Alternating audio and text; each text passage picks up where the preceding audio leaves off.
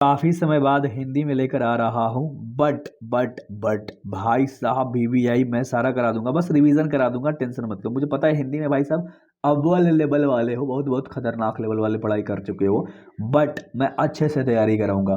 बातचीत शीर्षक के निबंधकार कौन है तुम्हें पता है? नामवर सिंह है क्या, या जयप्रकाश नारायण है क्या, या बालकृष्ण भट्ट है क्या?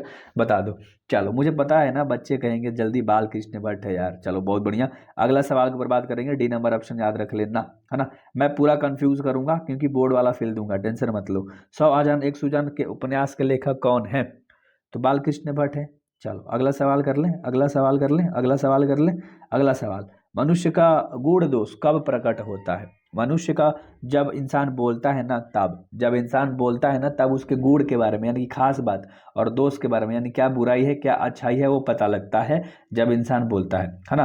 5 मिनट दो, 5 मिनट में रिवीजन कराऊंगा, बस सब्सक्राइब कर लेना इसी तरह से तेज रिवीजन करने के लिए, तेज रिवीजन करने के लिए। सुखमय जीवन किनकी कहानी है? सुखमय जीवन किनकी कहानी है? बालकृष्ण भट्ट की है। चलो ये मैं आप पे छोड़ता हूँ यार, इतना एक एक का बस 4 का कमेंट बता दो कि भैया कमेंट ए होगा, आपने पूछा था होमवर्क का आंसर बता दिया। चलो अगला सवाल देख लो, 5 नंबर। संस्कृत कवियों के छाई सॉरी सॉरी संस्कृत कवियों ने छाई किसे कहा है? अच्छे से सवाल आपने सुन लिया। तो चंद्रमा को कहा है, ए नंबर का ऑप्शन सही है, चंद्रमा को। रिवीजन कर रहे हैं भाई, रिवीजन कर रहे हैं भाई, है ना। अगला सवाल, जर्मन पलटन को किसने मार गिराया था? लहना सिंह ने। अगला सवाल कर लेते हैं। अगला 7 नंबर सवाल है कि संपूर्ण क्रांति क्या है? संपूर्ण क्रांति क्या है? संपूर्ण क्रांति क्या है भाई साहब, बताओ फटाक से। संपूर्ण क्रांति क्या है भैया, बताओ फटाक से, एक भाषण है। अगला सवाल के ऊपर बात करेंगे, अगला सवाल के ऊपर बात करेंगे। अगला कह रहा है जयप्रकाश नारायण को किस का दलाल कहा गया है? तो जयप्रकाश नारायण को अमेरिका का दलाल कहा गया है, ए नंबर का ऑप्शन सही है ना। अगला सवाल 9 नंबर सवाल है, संपूर्ण क्रांति का नारा किसने दिया था? तो नारा देने वाले जयप्रकाश नारायण थे, बी नंबर का ऑप्शन सही है, जयप्रकाश नारायण थे, है ना। थोड़ा सा तेज बोलोगे, मेरे साथ बोलना, मेरे साथ बोलना। मैं क्या बोल रहा हूँ? मेरे साथ बोलना। दिनकर किस युग के कवि हैं? दिनकर किस युग के कवि हैं, है ना। बता दो, बता दो। यहाँ पर देखो यार, यहाँ पर क्वेश्चन कुछ और आंसर कुछ और है, इसको हटाओ, है ना, इसको हटाओ। चलो अगला सवाल 11 नंबर देख लेते हैं। युद्ध और शांति पर लिखी गई कृति किसकी है? तो देखो कुरुक्षेत्र है, रश्मि रति और परशुराम, ये सब तो है ही है ना, युद्ध के बारे में लिखा गया था, इनमें से सभी हो जाएगा, डी नंबर का ऑप्शन सही हो जाएगा। ठीक है, युद्ध और शांति पे लिखी गई है भाई, ये तीनों सही है ना, तीनों सही है। अगला सवाल कर लेते हैं 12 नंबर।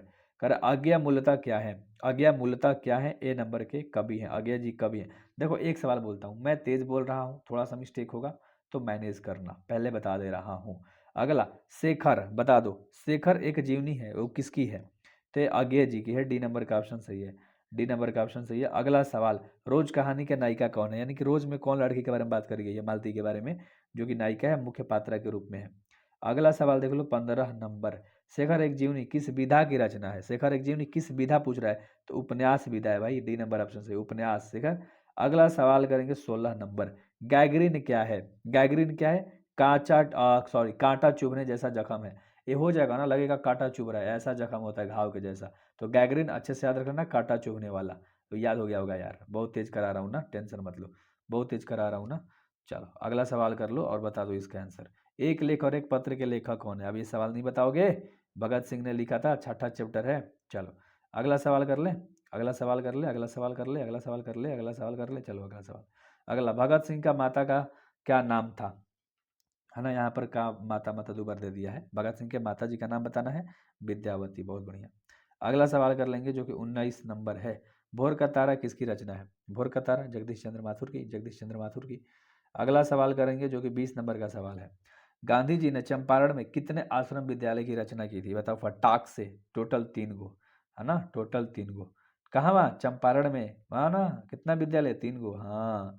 अगला, ओ साधनेरा के लेखक कौन है? ओहो, जगदीश चंद्र माथुर है, बी नंबर ऑप्शन सही है। अगला सवाल करेंगे 22 नंबर। बिस्नी कौन है? अगर ध्यान से देखना, बिस्नी कौन है? एक मानक की माँ है बिस्नी, बी नंबर का ऑप्शन सही है। अगला सवाल करेंगे जो 23 नंबर का सवाल है। किसानी को, सॉरी यहाँ बिस्नी होगा, बिस्नी को किसकी प्रतीक्षा है? तो बिस्नी को डाकिया की प्रतीक्षा है, क्योंकि वो मानक की चिट्ठी लेकर आया करता था। अच्छे से याद रख लेना, है ना। चलो अगला सवाल देख लो, ठीक है।